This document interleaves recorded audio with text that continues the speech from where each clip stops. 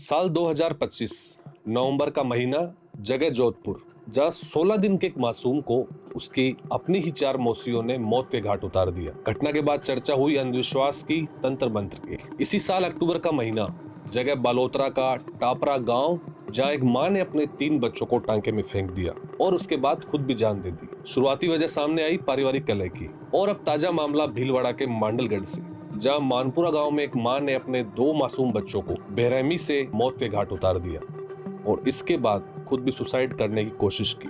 घटना के पीछे की वजह अपने आप में हैरान कर देने वाली है। पुलिस की शुरुआती जांच में पता चला है कि महिला के मुंह में कुछ दिनों पहले छाले हुए थे, जिसके बाद उसने सोशल मीडिया पे कई ऐसी रील देखी जिसमें बताया गया कि छाले कैंसर का कारण बन सकते हैं, जिसके बाद महिला को एक अजीब सा फोबिया महिला के दिमाग में घर कर गया कि मेरे बाद बच्चों का क्या होगा, और इसी फोबिया ने एक मां को कातिल बना दिया। तो दोस्तों, ऐसे मामलों में शुरुआती तौर पर चर्चा होती है अंधविश्वास की, पारिवारिक कलह, आर्थिक तंगी, नाजायज संबंधों जैसे तमाम कारणों की। लेकिन इन सभी घटनाओं में आप गौर फरमाएंगे तो पाएंगे कि इनके जड़ में एक कॉमन बात है और उसी बात पे सबसे कम चर्चा होती है। जी हाँ, मैं बात कर रहा हूँ मेंटल हेल्थ की, मानसिक स्वास्थ्य की। ऐसी घटनाओं के सामने आने के बाद सनसनी तो खूब फैलती है, लेकिन सबसे कम बात मेंटल हेल्थ पर होती है। तो आज के इस वीडियो में मुख्य रूप से हम भीलवाड़ा की जो दिल दहला देने वाली घटना है उसके संदर्भ में बात करेंगे और समझने की कोशिश करेंगे कि कैसे एक माँ अपने 2 मासूम बच्चों की कातिल बन गई। नमस्ते, मेरा नाम है अवधेश और आप देख रहे हैं द लिटमस।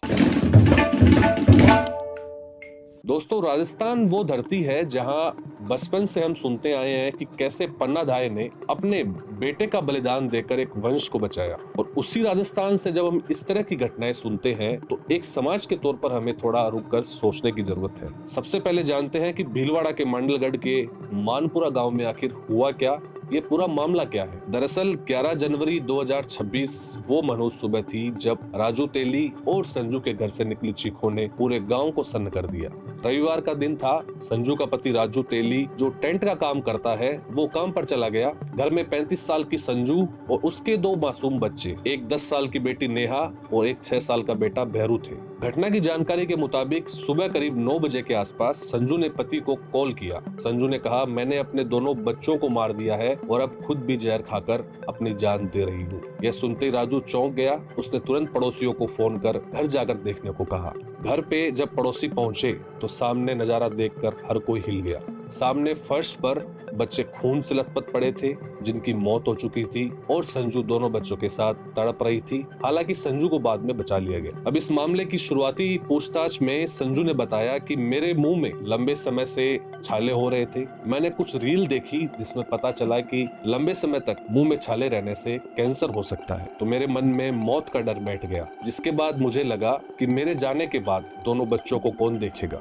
यही डर उसके मन में इतना घर कर गया कि उसने इस घटना को अंजाम दिया। हालांकि इस घटना के और कई पहलू हैं जो पुलिस की जांच में धीरे धीरे सामने आएंगे। संजू ने पूछताछ में बताया कि उसने पहले अपनी बेटी नेहा का रस्सी से गला घोंटा, उसके बाद 7 साल के बेटे भैरू को भी इसी तरीके से गला घोंटकर मारा, और इसके बाद कील से संजू ने अपने बेटा और अपने बेटी दोनों पर लगातार वार किए। इसके बाद संजू ने सुसाइड करने की कोशिश की। फिलहाल संजू हॉस्पिटल से छुट्टी मिलने के बाद पुलिस ने संजू को गिरफ्तार किया और वर्तमान में वो न्यायिक कस्टडी में है। हमने जब इस मामले में मंडलगढ़ डीएसपी बाबूलाल बिश्नोई से बात की तो उन्होंने बताया कि संजू ने पूछताछ में खुद को कैंसर होना बताया, लेकिन महिला को कैंसर है या नहीं इसकी भी कोई पुष्टि नहीं हुई है। हालांकि बाबूलाल बिश्नोई ने रील वाली बात का जिक्र किया, लेकिन पुलिस पूछताछ अभी इस मामले में जारी है। वहीं इस पूरे घटनाक्रम पर संजू के पति राजू तेली का कहना है कि मुझे तो कुछ समझ में नहीं आया जब वो कॉल आया। मेरी पत्नी के मुंह में छाले थे, जिसका मैंने एक प्राइवेट अस्पताल में इलाज भी करवाया, डॉक्टर से पूरा चेकअप करवाया, लेकिन कैंसर जैसी कोई बात सामने नहीं आई। आप सुनिए राजू तेली ने क्या कहा। ये पहले इलाज इनका वो कैंसर वाला जो बता रहे हैं ये थी, हाँ तो इनके पुष्टि हो गई थी क्या कैंसर की, या कुछ इलाज चल रहा था, कैसे क्या? नहीं, कुछ नहीं हुआ। अच्छा, कुछ नहीं हुआ। तो अहमदाबाद दिखाने आप ले जाना चाह रहे थे, कैसे क्या था? नहीं, हमारे को मैं इसको मुंह में छाले में फर्क नहीं पड़ रहा, तो मैं अहमदाबाद के लिए ले जा रहे थे जी।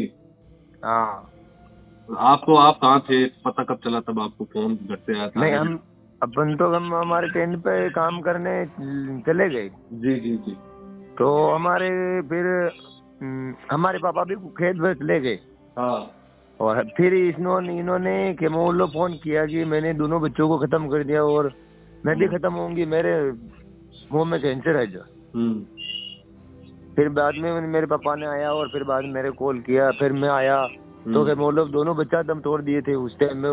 उसकी लोहे के सरिया था उसके पास जो तोड़ दिया। तो ये जो मुंह में छाले थे इससे परेशान थे क्या बहुत टाइम से? नहीं। अच्छा। तो कोई दवाई तकलीफ नहीं कोई हो यहाँ रहा। दवाई वाई ले रहे थे? कुछ दवाई वाई आपने दिलवाई होगी? नहीं, बिलवाड़ा दिलवाई थी इसको, तो बिलवाड़े से कौन लाएगा। अच्छा, भीलवाड़ा दिलवाई थी दवाई। हाँ। डॉक्टर साहब ने चेक किए होंगे, मुंह पूरा चेक किया था इनका? हाँ, वो नु चेक किया ना। अच्छा। हाँ। तो उसमें कुछ निकला नहीं इनके मतलब? नहीं, वो कुछ भी वो कैंसर नहीं बताया उसने। अच्छा। हाँ। किस में दिखाया था आपने, प्राइवेट में या सरकारी में? प्राइवेट में। कौन सा अस्पताल था? ये अपने इसके देवटी हॉस्पिटल। देवटी? हाँ। अच्छा अच्छा।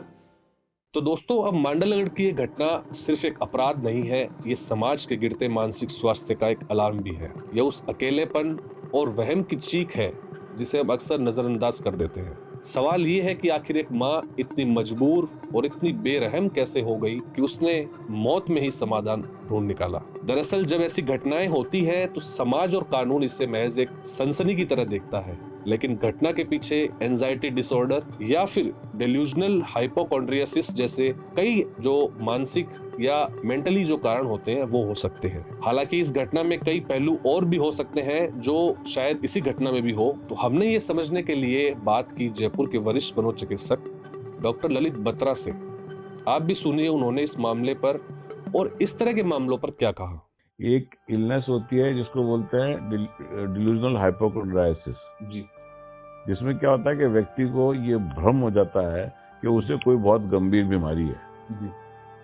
और वो कई बार ये सोचता रहता है कि भाई कहीं मुझे ना कोई ऐसी बीमारी है जिसका ना तो कोई इलाज है, ना किसी को कोई पकड़ पा रहा है, और है ना मुझे तो ऐसा लगता है कि ये कोई कैंसर जैसी या कोई और ऐसी गंभीर जिसमें कि जान चली जाएगी और मैं बचूंगा नहीं, इस तरीके की बीमारी का भ्रम हो सकता है उसको जी सर। दूसरी बात यह है कि अब है ना, चूंकि एक तरीके से आजकल जो एनवायरनमेंट है वो चारों तरफ, पहले तो क्या होता था कि हम सब लोग एक दूसरे से बातें करते थे, एक दूसरे से मिलते थे, एक दूसरे का सपोर्ट सिस्टम था।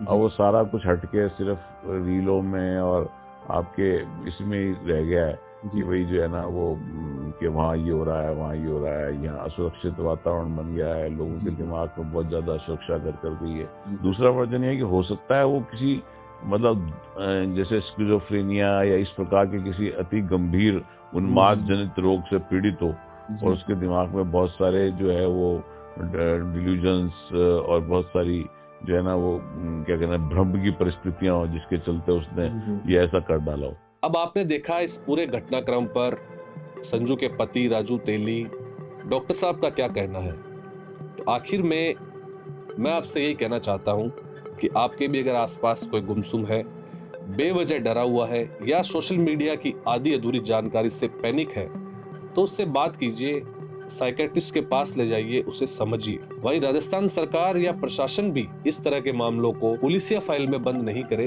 क्योंकि आज ग्रामीण इलाकों में मेंटल हेल्थ को लेकर काउंसलिंग की सख्त जरूरत है। और आज हमें इसलिए कहना पड़ रहा है कि क्या पता भीलवाड़ा की उस माँ संजू तेली को अगर समय पर कोई मेंटल काउंसलिंग मिलती तो शायद तक वो इस तरह का कृत्य अंजाम देने से खुद को रोक पाती। मानसिक स्वास्थ्य यानी मेंटल हेल्थ पर बात कीजिए, क्योंकि चुप्पी आपकी जानलेवा हो सकती है।